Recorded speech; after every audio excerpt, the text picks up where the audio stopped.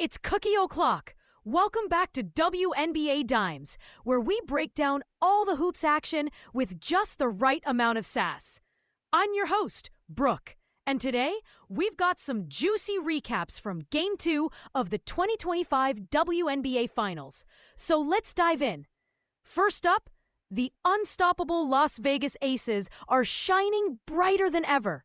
They snagged a 91-78 win over the Phoenix Mercury, taking a commanding 2-0 lead in the series.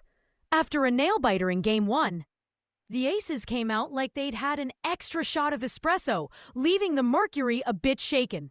This win nudges the Aces just 2 victories away from clinching their 3rd title in 4 seasons. Imagine that trophy case, right? With Games 3 and 4 moving to Phoenix, the Aces are feeling pretty cocky. And why wouldn't they? Now, let's talk about the marvel known as Jackie Young.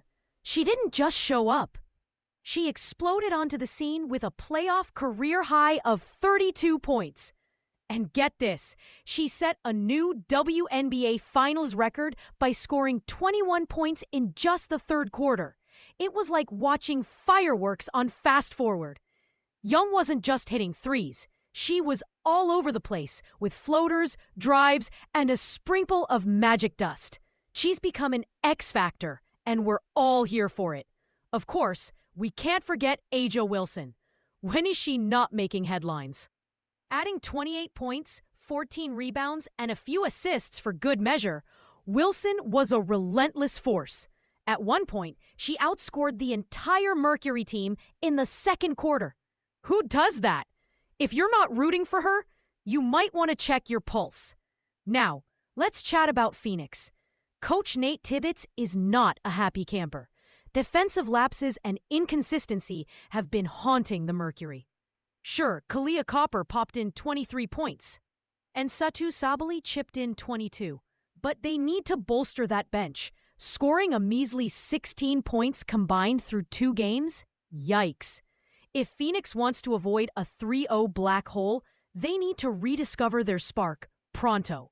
And off the court, it's not all sunshine and confetti. There's been chatter about officiating and player compensation. It's been a hot topic, especially after some foul play drama in Game 1.